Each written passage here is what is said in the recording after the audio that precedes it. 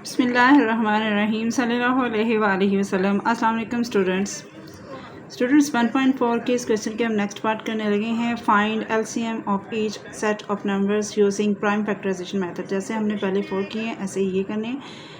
इनमें हमने इनको अलग अलग, जैसा कि मैंने पहले भी आपको बताया, हमने इसकी फैक्टराइजेशन करनी होती है और उन जो फैक्टर्स को हमने पॉइंट आउट करके उनमें से कॉमन निकालने होते हैं और फिर हमने नॉन कॉमन निकाल के इन दोनों को आपस में मल्टीप्लाई करना है। तमाम प्रोसीजर बिल्कुल वैसे ही है जैसे हम पहले कर चुके हैं। तो ये आज हमने part number 5 and part number 6 करते हैं। तो चलते हैं अपने क्वेश्चन की तरफ। यहाँ पे हमारे पास क्वेश्चन नंबर 1 का जो है पार्ट नंबर 5 है। अब हम इसको स्टार्ट करते हैं। यहाँ पर अलग अलग, जैसा कि मैंने आपको बताया, यहाँ पर हम अलग अलग इसको करेंगे। यानी हम 15 को यहाँ पर कर लेते हैं। तो ये जैसा कि बताया कि ये 15 जो है ये 3 से स्टार्ट होगा बिकॉज़ यहाँ पे ऑड है, और अगर 3 से स्टार्ट हो रहा है तो इसे करेंगे नेक्स्ट हम जो भी डिजिट से ये हो रहा है उससे करेंगे। अभी हमारे पास 15 है तो हम करते हैं 3 से स्टार्ट, स्मॉल से करना है। तो 3 5s are 15 and 5 1s are 5। ये हमारा यहाँ पर फैक्टराइजेशन इसकी कंप्लीट हो गई। नेक्स्ट है हमारे पास 25 को हम करते हैं, ये 3 पर भी नहीं जाएगा, ये जाएगा 5 पर। तो इसे डायरेक्ट 5 से करेंगे। इसकी फैक्टराइजेशन 5 से स्टार्ट होगी तो 5 5s are 25। इसके बाद बच्चों यहाँ पर ये लास्ट है जो 5 1s are 5 आ जाएगा। किसी भी डिजिट, किसी भी वैल्यू की फैक्टराइजेशन, जैसा कि मैं आपको पहले भी बता चुकी हूँ कि उसकी फैक्टराइजेशन करने के लिए हमें सबसे पहले ये मद्देनज़र रखना होता है कि यहाँ पर हमारा जो भी ये वैल्यू है इसके एंड वाला डिजिट क्या है। देखें, अगर यहाँ पर 0 या इवन हो तो वो डेफिनेटली 2 से स्टार्ट हो जाएगा फैक्टराइजेशन, और अगर ये ऑड है तो ये हम 3 4 5 आगे जो भी है हमारे पास वैल्यूज़ डिजिट्स उनसे करेंगे। अभी हमारे पास लास्ट है वैल्यू 65। अब हम 65 को भी 5 से करें, बट अगर ये हमारा 65 3 से हो रहा है तो हम इसे 3 से भी करके देखेंगे। ये 3 से नहीं जा रहा तो हम इसे डायरेक्ट 5 से करेंगे, और 5 से ही आएगा 5 1s are 5, 1 के रिमूव कर गया 15 हो गया, तो ये आ गया 3 5s are 15। अब यहाँ पे 13 है, 13 जो है वो 13 पर ही जाएगा।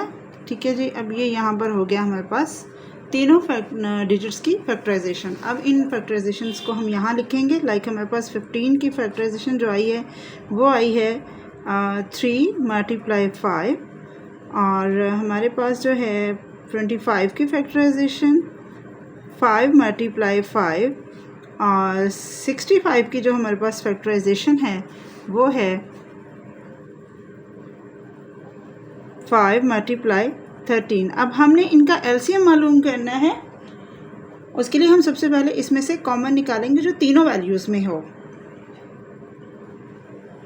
अब कॉमन जो है वो है हमारे पास यहाँ पर 5 है, तो ये 5 जो है हमारा ये तीनों वैल्यूज़ में आ रहा है, तो ये हमारे पास आ जाएगा कॉमन जो है हमारा फैक्टर वो आ जाएगा 5।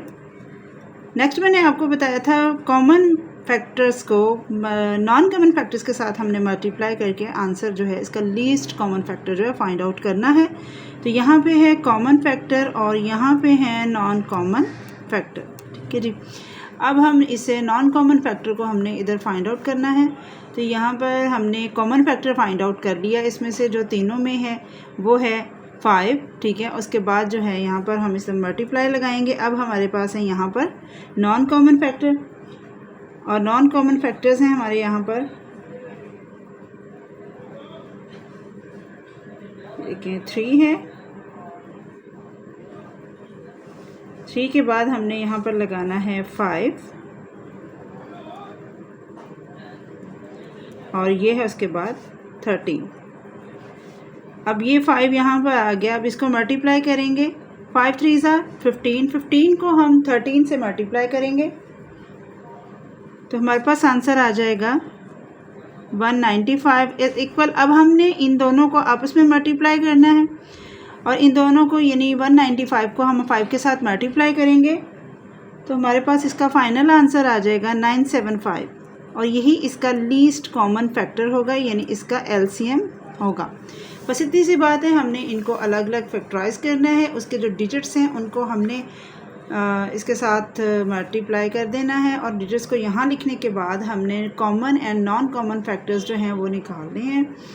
और उसके बाद हमने कॉमन और नॉन कॉमन फैक्टर्स को आपस में मल्टीप्लाई करना है और जो हमारा लास्ट फाइनल आंसर होगा वो हमारा लीस्ट कॉमन फैक्टर होगा, लीस्ट कॉमन फैक्टर होगा। नेक्स्ट चलते हैं अपने नेक्स्ट पार्ट की जानिब, जिसमें हमारी वैल्यू है 150, 250 एंड 350। इनको भी हम अलग अलग करेंगे सॉल्व, इनकी फैक्टराइजेशन करेंगे। यहाँ पर हमारे पास आ गया 150, साथ में आया है हमारे पास 250।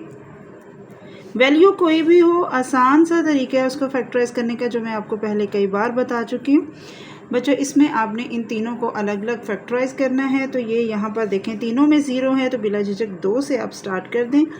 अब यहाँ पर हमने 2 से स्टार्ट किया है, तो 2 7 14 आएगा। 1 कैरी इधर मूव कर गया, तो यहाँ पर आ जाएगा बेटे 1 कैरी मूव करने से 10, तो 2 5 10 आ गया। अब इसके बाद हमारे पास यहाँ पे ये देखें डिजिट ऑड आ रहा है किसी भी वैल्यू में, सिर्फ पहले ही नहीं, जब आप नीचे वाली वैल्यूज़ में जाते हो तो यहाँ पर आपके पास क्या आएगा, जो भी लास्ट डिजिट फैक्टराइज करते हुए आता है आप उसको फाइंड सॉल्यूशन करते हुए लास्ट डिजिट को आप देखोगे। अच्छा जी, अब इसके बाद है हमारे पास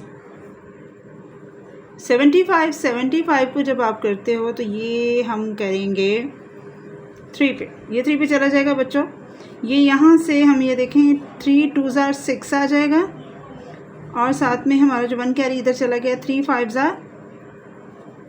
15 आ जाएगा। ये हमारा 3 पे सॉल्व हो रहा है। हमने जब इनको सॉल्व करना है इवन और डिजिट के साथ साथ हमने इधर जो हमारे फैक्टर्स हैं वो हमने स्मॉल से स्मॉल फैक्टर्स को यूज़ करना है। अब यहाँ पर हमारा स्मॉल फैक्टर जो था 2 से हो गया, उसके बाद हमारा स्मॉल फैक्टर है 3 से भी हो गया।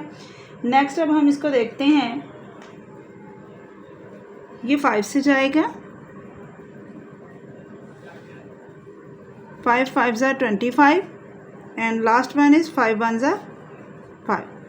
आगे हमारे पास 250 को हमने जब इससे करना है 2, जैसा कि मैंने बताया 0 है तो 2 से ही हो जाएगा स्टार्ट। 2 1 2, 2 2 4, 1 कैरी मूव कर गया, 2 5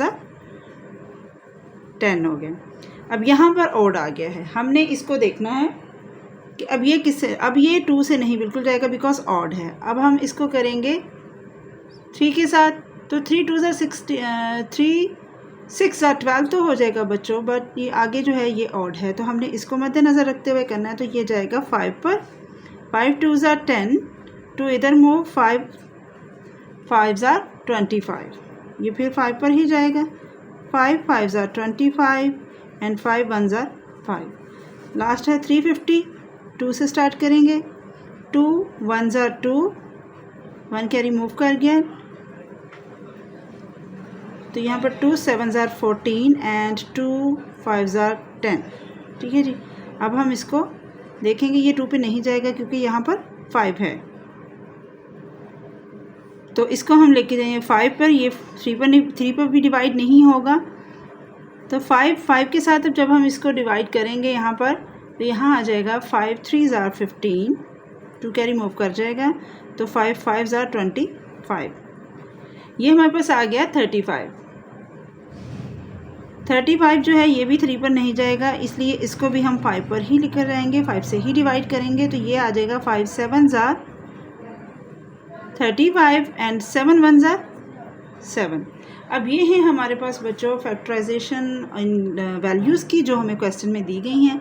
अब इनमें से हमने कॉमन फैक्टर्स को निकालना है, फिर नॉन कॉमन्स को निकालना है, उनको आपस में मल्टीप्लाई करेंगे और जो हमारा आंसर आएगा उनको हम लीस्ट कॉमन फैक्टर निकालेंगे। ओके जी, हमारे पास पहली वैल्यू है 150,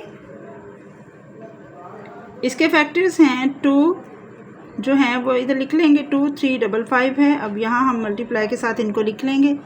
नेक्स्ट है हमारी वैल्यू 250, इसके फैक्टर्स को भी हम यहाँ पर लिख लेंगे, 2 एंड 3 टाइम 5 है हमारे पास, उसको भी लिख लिया हमने। नेक्स्ट है हमारे पास यहाँ पर 350, तो 350 के भी हमने कॉमन फैक्टर्स यहाँ पर लिख लिए, 2 5 टाइम और यहाँ पर आ गया 7। अब बच्चों ये हमने ऑल इसके जो हैं फैक्टर्स को यहाँ पर लिख लिया है। नेक्स्ट है हमारे पास, अब इनको हमने कॉमन फैक्टर को निकालना है।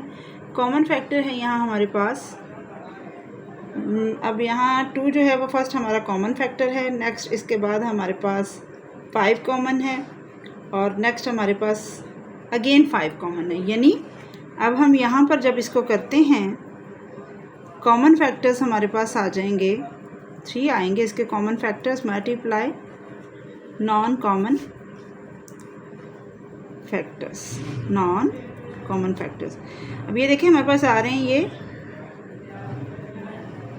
2 आ रहा है फैक्टर, ठीक है। नेक्स्ट है हमारे पास ये 5, ये जो कॉमन आ रहे हैं जो इसमें तीनों वैल्यूज़ में हैं, ठीक है। अब हमारे पास नेक्स्ट ये भी आ रहा है, ये देखें। अब नॉन कॉमन हमारे पास कौन से बचे, यहाँ पर सबसे पहले हमारे पास 3 रह गया ऊपर वाली वैल्यूज़ में, नेक्स्ट नीचे 5, अब लास्ट में नीचे 7। 2 मल्टीप्लाई 5 मल्टीप्लाई 5, 2 5 ज़ा 10, 10 5 ज़ा 50।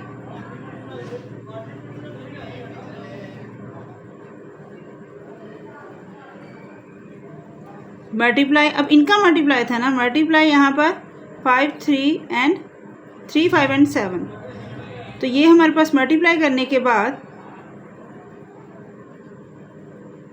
इसका आंसर आ गया 105। अब इन दोनों को मल्टीप्लाई करके जो हमारे पास आंसर आएगा वो है हमारा लीस्ट कॉमन फैक्टर 5250। ये है हमारा आंसर और यही है हमारा एलसीएम मींस लीस्ट कॉमन